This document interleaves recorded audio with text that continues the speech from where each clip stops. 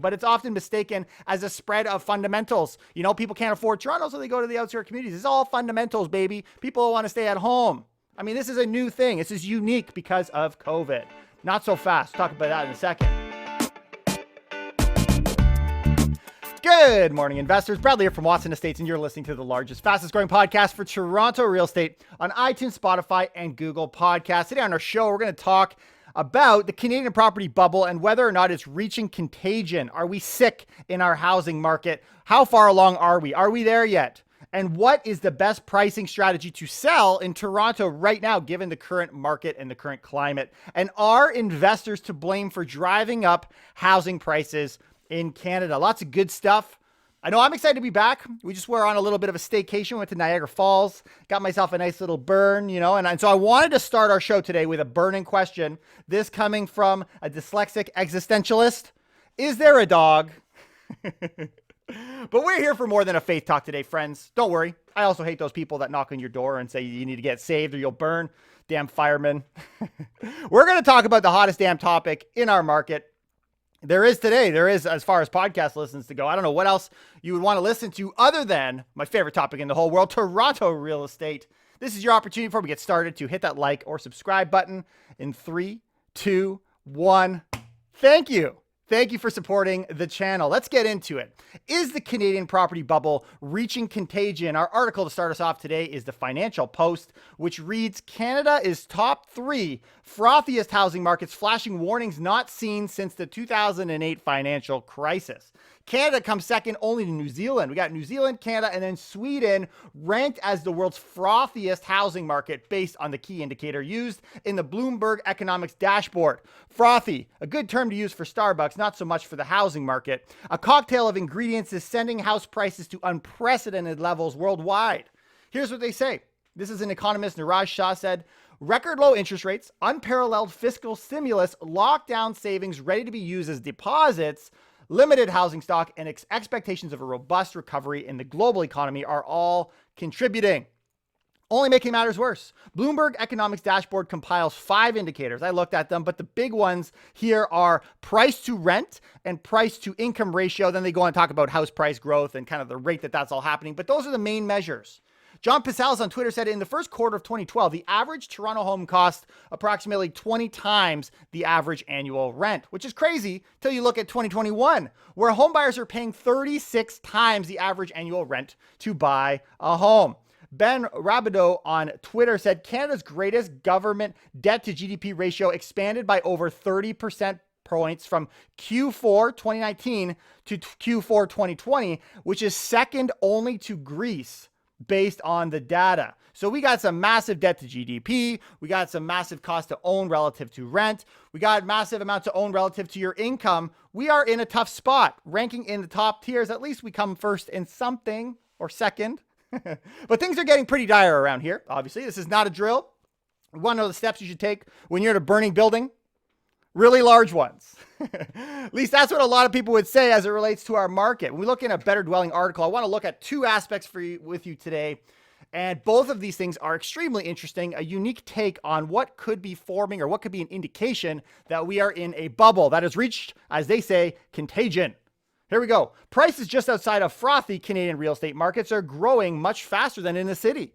That's typical of a bubble. Interesting. And it's called housing bubble contagion. That's the concept. Comes from a paper titled Housing Bubble Contagion from City Center to Suburbs, which was written by 3 Taiwan-based researchers who argue bubbles spread outwards. Okay. Bubbles force investors and developers to look for, quote, deals outside the city, sending prices soaring. The result is a larger bubble with suburban prices being much more frothy.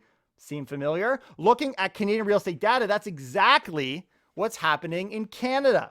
So what is this housing bubble contagion? Let's hear about it. Home prices diffuse from a central hub or main city to the surrounding areas. That's well established. It wasn't until 2017 that these researchers discovered bubbles follow the same path. Real estate bubbles follow. It's a nice long course of history, of course. You'll only give us a few years, but that's enough. That's sufficient. We're going to write a whole article. We're going to make a whole podcast over this topic. I find it interesting. Well, I hope you guys do too, but it's often mistaken as a spread of fundamentals. People can't afford Toronto, so they go to the outskirts communities. It's all fundamentals, baby. People want to stay at home. I mean, this is a new thing. This is unique because of COVID. Not so fast. Talk about that in a second. But when this happens, it's called a bubble contagion. Not unlike a virus, the host is infecting those with close contact. Toronto, neighboring cities. Huh? See that? The issue is passed from person to person, but instead of getting sick, they tear down bungalows thinking it's worth $2 million. So here's how they say it's spreading, not just across the GTA, but across Canada as a whole. Toronto homes located within 1 kilometer of the city, the growth has fallen 1.9% in the fourth quarter of 2020, just to put it into context. Once you get 30 kilometers out, double-digit annual price growth becomes normal. And that's what we're seeing across the GTA. Well, hit 64 kilometers outside the city, and prices are making 19% annual growth. The number goes up. I mean, we see cottage country hitting 30 numbers, and over 100 in a couple years in some cases. But if you guys are planning on commuting to work from 64 kilometers, good luck, man. This weekend, just from kind of, exploring, I was able to burn 2,000 calories, and that's the last time I leave brownies in the oven while I go out for a walk. Didn't go too far. Anyways, this is nothing new. We talk about this idea. Hey, you know what? It's COVID. It's the work from home trend. I'm guilty of that. And I think that in a lot of ways that is. I mean, we've seen people leaving the city long before COVID made itself known. In fact, we can look back to the late 80s, early 90s bubble. And here there's an article from the Globe and Mail titled "Toronto's Growth Moves Away from the Core." That was in May 1989. The journalist mentioned people were fleeing the city. They're running away due to, quote, high rents, traffic congestion, and restricted developments of downtown Toronto. Red tape. Sound familiar? Well, prices cratered and values didn't recover until 2010 in terms of real value. Well, in the early 1980s bubble, we saw something as well. Let's go back a little further. It was in the Toronto Star. There's an article read, "Bigger, Better Homes Seen as Family Refuge During Tough Times." In it, the author said, global catastrophes have people seeking out larger homes in the suburbs. More family time and outdoor space were of sudden interest. Got to get away from all that craziness. So this is nothing new. Nothing new. And maybe an indication of a bubble. I mean, it seems to have worked in the last few decades, though we've just been kind of tracking this concept of a bubble in recent years. But is this just limited to the real estate market? Not so fast. This is also happening in the rental market. Listen to this. It's not just Canadian home prices showing bubbly signs, but rental prices are following too. The cost of renting an apartment in the suburbs is rising much faster than in the city. The discount for being located further from amenities is disappearing. Forget you got a social life. It doesn't matter anymore. You go further away. The idea of the bubble here being the prospect of prices going up faster in the suburbs is leading people to form a new bubble, a contagion, if you will, in the suburbs. In a normal market, the cost of real estate is higher closer to the city's central business district, or the CBD. Higher real estate prices tend to be reflected with higher rents as well. This makes sense since the CBD has the highest concentration of amenities. But what do the numbers show amid COVID? Let's look at them. There's evidence of prices rising faster in the suburbs for almost every major city. Within 5 kilometers, to put in the context, of downtown Toronto, the average price fell, talking rentals, by 12.05% in May when compared to a year before. Well, last month, the average discount for renting 5 kilometers from the city was only 3.0% in May 2021, about half that of last year. That's less than half the size of the year. Locating outside of 30 kilometers, from the center only saw an average discount of 9.8. So they dropped less from the center. That's less than half the size a year before. So we're starting to see, in other words, success in these outer communities, as it relates to the rental amounts. The peak discount is seen 65 kilometers from the city, and it's only 15.7%, almost half the 31.6% seen last year. 60 kilometers away, there's a definite flattening of the rental curve. We're starting to see in the downtown core, rents have come down pretty significantly. We're also able to break that down a little bit further. We're starting to see that there's more condo rentals losing market share and other rental housing types are picking up. That's actually according to Alex Zeland on Twitter. But we also see relatively flat rental inventory. That's a bit of a weekly update for you. But all this to say, this flattening of the curve, we start to see really depressed rent rates in the downtown core. The further you go, in some cases, we see them going up really quickly. So for a while there, we were even seeing, I saw condos in Mississauga were cheaper to rent than in the downtown core, which doesn't really make sense from this idea of amenities. It only makes sense in this framework of a bubble, people running. Where is there a bubble, you may ask? I'll let you fill in the blanks on where that's happening, but maybe the contagion, the virus, has extended beyond Toronto. Finding a decent rental is getting harder and harder now. The market is going up in smoke. So if you got pets, it's even worse, right? Unless your landlord likes the smell of burning cats. Perfume. No cats were harmed in the making of this joke. Okay. Let's start discussing what is the best pricing strategy then to sell in Toronto right now, given the market climate. You know, all the heat that's been going on has recently, in the last couple of months, come down quite a bit. It seems to be tapering off a little bit. Well, we're going to talk about some of those stats to start off, and then we'll talk about what might be a good strategy if you want to sell your home in a timely and effective manner these days. CREA stats for May 2021 were recently announced, and the average Canadian house price is up 38% compared to last year, but down from March. That's key, guys. Keep in mind, we're comparing year over year against COVID. The worst? I don't know. I guess I can't make these broad statements, but I think it's fair to say that that was a very unique real estate market, to say the least. Well, when we compare monthly, we should start to see maybe a little bit more heat, especially if May is a top month each year. Well, let's look at prices. In a news release on Tuesday from CREA, while prices are still up sharply from a year ago, the gains appear to be moderating. The average selling price of a Canadian home, guys, we're talking Canada here. Obviously, we've seen stats from Toronto from last month already on our show, but we're talking specific to the countrywide. Canadian home was $688,000 last month, a figure that has risen by more than 38%. However, it's actually down from the previous month at $696 and the month before March at $716. So there you go. The average home has dropped, what is that? Almost $30,000 in the last couple months. The volume of homes sold also seems to be cooling compared to the peak it hit in March 2021. But hey, no complaints here. If you guys remember, the news that was coming out in the beginning of 2021 was making a lot of people sick. Didn't really mess with me all that much. I got a pretty strong stomach at this point. You should see the way my wife burns grilled cheese. She got me lactose intolerant.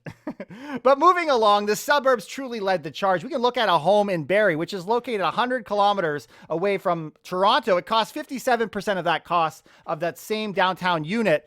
Just not that long ago. This was pre-pandemic. Well, now it costs about 70% of the cost of a Toronto home. And I saw on that note, I saw a really interesting Twitter post from Scott Ingram where he was outlining the number of transactions that realtors are doing out of board. And we see a pretty staggering increase during 2020, that year, of realtors going outside of TREB. A lot of them were selling real estate here and saying, hey, I'll follow you. That's okay, I can help you with that mentality that has been taking place. But that trend seems to be running out at this point, this idea of running to the suburbs. Seasonally adjusted, average selling prices are now lower in Hamilton, Kitchener, and Waterloo than they were in March. John Pasalis, speaking to the market, says it's a very confusing market right now in Toronto. And some homes are still getting a lot of offers, but many are just sitting on the market taking offers anytime with few showings. We've been seeing far more offers conditional on financing and inspection. Interesting. Scott Ingram picks it up from there, looking at some of the stats on what's going on. If we're going to price our home, or we're going to sell our home, we got to know what's going on in our market. Just looking over the first 3 weeks of May. So I don't want to wait till the end of the month. I want to see where are we today. Those first 3 weeks of May relative to where we're at in the first 3 weeks of June. Now there's a difference in the number of weekend days. May had 7 weekend days and June had 6 weekend days, but the numbers are pretty staggering. The 416 freeholds are down as far as the number of sales by 17%. And the 416 condos are down by 8%. So slowing as all the agents I talk to are feeling is how he kind of summarizes it.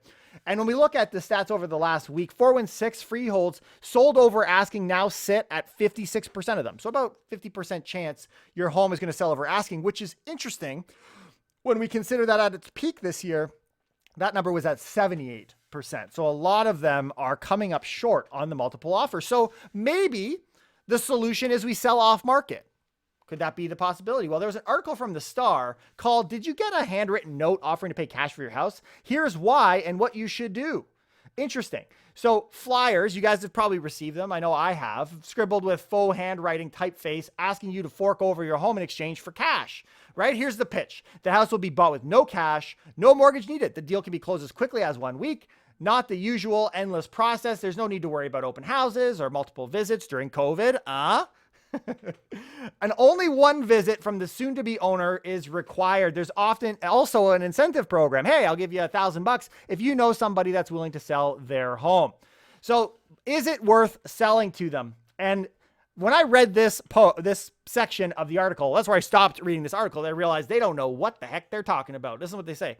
Don't bite, says Gus Papineau. This is a real estate agent at Realosophy. This is the response. I haven't spoken to the people behind these flyers, but they're probably not interested in buying your home at market value. The article goes on to try and figure out the mystery of who could have written this article and why are they doing this. Save yourself the read. They're just wholesalers. It's not that complicated.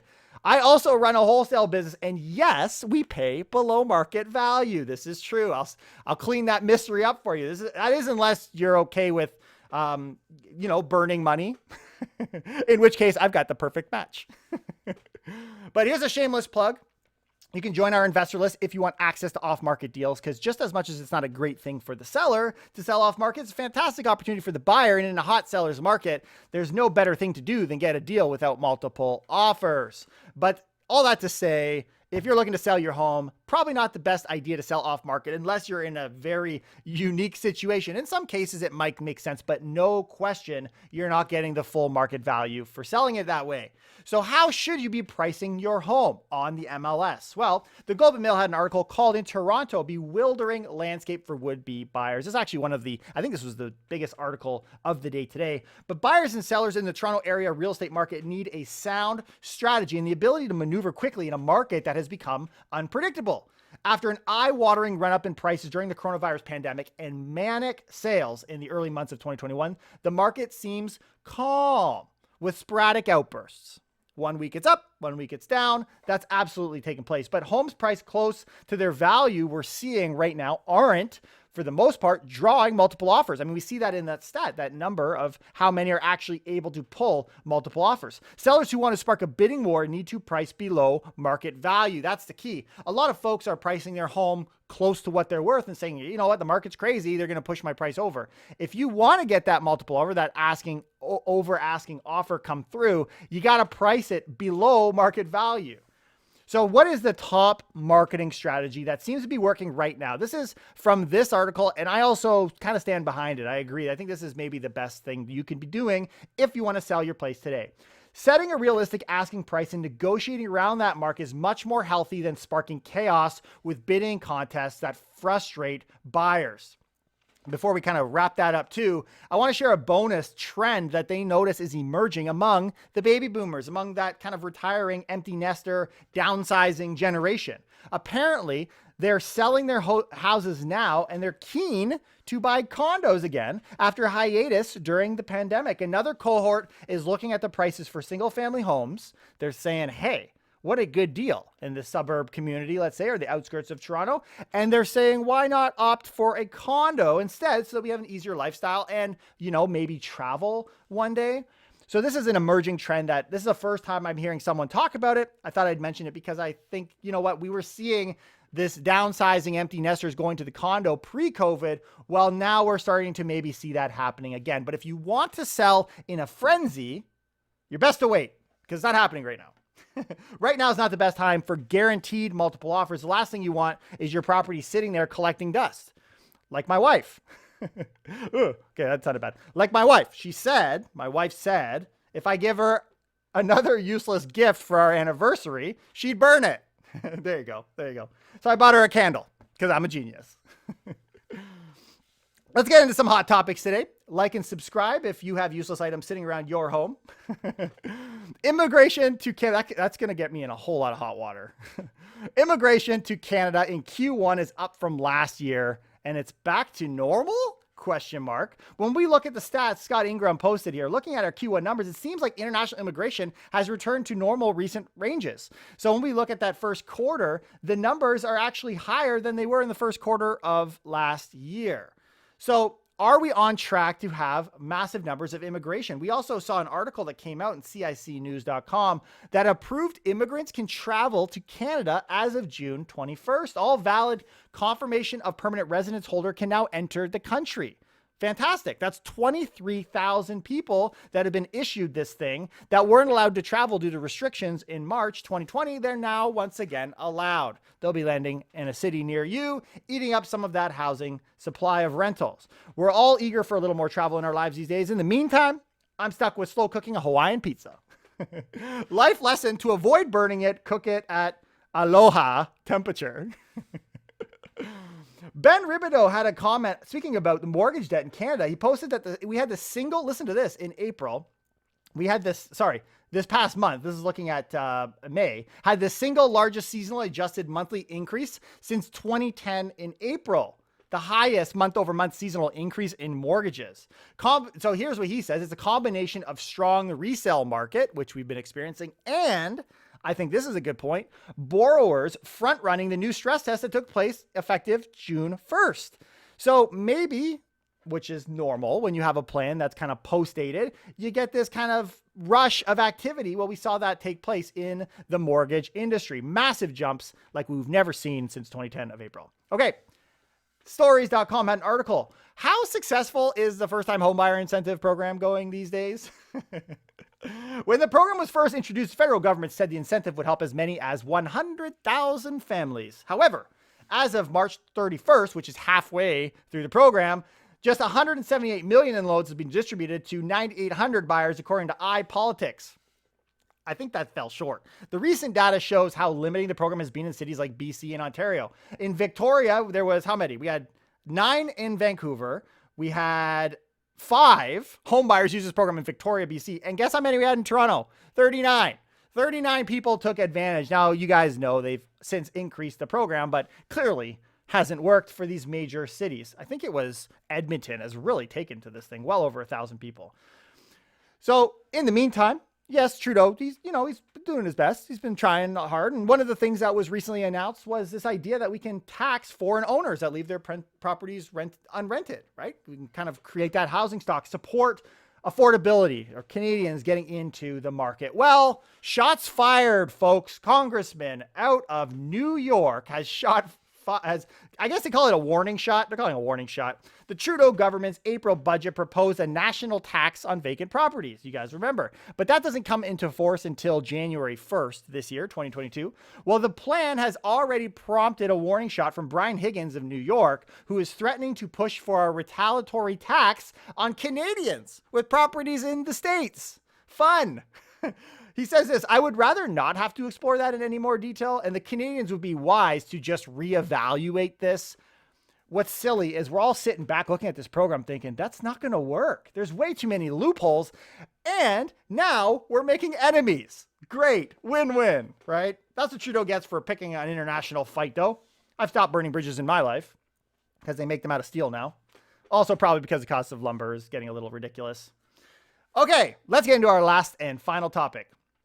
Are investors driving up housing prices in Canada today? Are investors the ones to blame? Well, a Global Mail article speaks to that topic. Investors account, listen to this, for one-fifth of all home purchases in Canada, adding more fuel to the debate about their influence in the country's soaring real estate prices and demand for housing. We talked about this last week on our show as well, but I want to cover it again as more information unfolds. And where do we stand on this? Is this something that needs a level of intervention, real intervention, not some of the fake stuff we've been doing over the last couple months? Since the start of COVID-19's pandemic, investors buying has rebounded to 20.1% of all purchases across the country, with a slightly higher share in Toronto and Hamilton. And this is lower than during the tail end of the previous real estate boom, but higher than pre-pandemic days. So the investors have woken up. Low interest rates, high inflation. Sounds like a good time to get invested. Pilot Matt on our YouTube channel left a comment, thought I'd share it here. Why wouldn't a corporation invest in single detached real estate? The government keeps saying they will not let people be underwater on their mortgages. So the short of it is the government will not let a correction happen. That means they will only make profits. We have a big problem showing up in the markets now. Working professionally are being priced out of the market across Canada. We have people making money in real estate. That's kind of the engine. That seems to be the only thing that's fueling our entire GDP. And so what a good opportunity for some large corporations to move in. Well, is the Bank of Canada currently dealing with it? Here's what they had to say. Quote, determining the precise level of which investor activity should be a cause for concern is difficult and requires further study. That was Alex Patterson, spokesman for the Bank of Canada. Oh yeah, okay. So we're going to blame it on the data.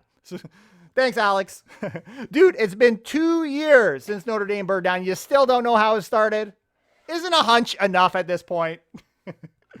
Not to mention the data the Bank of Canada is using is actually skewed. Here's how they define investors. Borrowers who obtain a mortgage to buy a property while maintaining a mortgage on another property. That's it. That's your investor. It doesn't include all cash transactions and only goes back to 2015 when the country's real estate market was already frothy. So we don't even have past stats, right? There's no history there. Plus, the data is safeguarded, right? In Canada, it's difficult to define, quantify, and even measure as real estate investors and their effect on the market. Publicly available housing data is mostly from the real estate industry, which is where most of our info comes from. So you try and come up with these kind of, you kind of limp along with these other programs. So we got one, the Canadian Housing Statistics Program that was launched as part of StatsCan between 2016 and 2017 to figure out what's going on with the real estate boom. They're trying to fill data gaps and use information from a bevy of sources, including property taxes, tax filings, and census data. We're trying to figure out how big a problem is it? How big is it? Well, they haven't got a ton of stuff, but they do have some stuff, which should indicate that the numbers, they're not very good. One of the program's most revealing reports is from 2019 and examined properties that were, quote, owner occupied in 3 provinces. It found the highest level of investor ownership in the residential area near University of BC in Vancouver, student housing, immigration. Immigrant numbers on the student side are actually really high right now post-COVID. We're seeing what they found, though, that 47% of all property types were held by investors. That's not 1 in 5. That's almost half. Almost half. It also found that in Toronto, more than 1/3 of condo market is owned by people who do not live in the units and who either rent them out or leave them empty. So it's not just a them thing, it's an us thing too. So you know what's the difference between a Toronto condo and a dumpster fire? A dumpster fire creates light and heat. Now we're even flipping the damn switch here in our condos.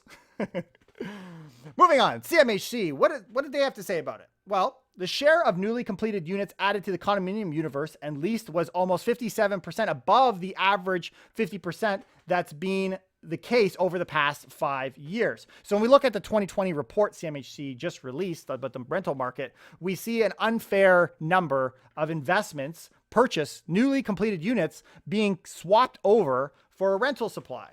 So we're helping the rental market. We're not so much helping the housing market, right? Demand, though, it's demand. But the tide may be starting to shift slowly. I think channels like us, I mean, as an investor myself, I love the idea of creating wealth in real estate. I think it's a fantastic thing. And I think you should also be taking advantage of it today. But we got to level the playing field to some extent. I think we would be kind of ignorant to just say investors aren't manipulating or changing the market, not in order to do it for the manipulation itself or success itself, which some people would argue that too. They're just trying to make money because it's a great platform to do it. Well, the word is out because real estate investors have come under more scrutiny after news broke that a Toronto condo developer, we talked about this on our last show, is planning to buy $1 billion worth of single-family homes in Canada rent by 2026. Not only that, other developers are saying it's a great idea. Maybe we'll do it too. I added the maybe we'll do it too. But when you say it's a great idea, I mean, I think that's the assumption. But trust me, if you're sitting back and you're thinking, I'm looking at a house, I could take these suckers on. You can't compete with investors. Here's why. Andy Yan, housing expert and director of Simon Fraser University City Program, said, investors are able to take bigger risks than home buyers who intend to live in their home, as the investors can tap their existing assets to offer higher prices. I'll just buy you out. You know, an extra 10, 20 grand, it's a long-term investment. It's a good long-term investment. Quote, they have a greater set of moves than homeowners. They have more financing. I don't need conditions. They got more capital and higher risk capabilities. Wholesalers. There is the wholesaler, right? Well, between 2011 and 2020, I found this interesting. The percentage average home increase between home prices, so the percentage increase of home prices and percentage increase of average rent. Check this out. Home prices have doubled between 2011 and 2020. Rents are up only 30%. So someone could sit back and say, you know what, renting rates, the cost of renting is just so damn high. You'd be correct. I mean, you're up 30% over the last 10 some odd years, but the purchasing price is just way beyond that. So John summarized it, Pasala summarized this on Twitter. He says, this expansion is investor finance rental units over end user properties, largely explains why over the past 10 years, home prices have doubled. So what's happening is people, if they are buying real estate, they're flipping them into rentals. So the rental supply isn't as tight as the housing market. So some units are coming on, a good chunk of them are going back out in the form of rental units. You convert that basement apartment into a second suite. Now you've got one property being purchased and two rental units coming out the tail end. Not to say we don't need to deal with rental prices and they're not exceptionally high, but there's a reason when you compare Canada against the rest of the world that we come number two when we look at things like the price to rent ratio, or the rent to income ratio, and rent to purchase ratio being just so bad in our country. But why? Because a property purchased is a property rented. So it's not just a supply issue. It's not. Housing advocates question the idea that there is a supply shortage when so many property owners are investors. Quote, you will constantly hear it is supply, supply, supply, but supply for whom? Where is their supply crunch? Because investors are getting theirs, renters are getting a whole lot of extra stock. I think the one that's struggling with supply is available housing for end users. If you want to help Canadians, just tell them they plan to slow down investors. It's not that hard, right? It'll work. Trust me, bro. That said, I got fired from my job as a masseur. There wasn't any specific incident. Apparently, I just rubbed people the wrong way. But is CMHC planning on slowing down the developers taking supply? Is there something going to happen? No. In fact, CMHC's deputy chief economist said that Core Model, this is the business that was targeted for spending $1 billion, their model, they say, does not reduce the supply of housing. Quote, they are shifting it from home ownership to rental. What's wrong with that? What is wrong with that? Baseline left a comment on our last YouTube video. Start of the decade where only landlords and renters in the GTA begins. And that, I think, is what we're seeing unfold in front of us today. And if you're okay with that, then I'll be okay with that. If it's something that we want to nip in the bud, I think the way we're going to do that is by actually putting some limitations and protecting housing, as we've seen other countries around the world doing it, from just being eaten up as an investment vehicle and also being offered as something that matters, like housing.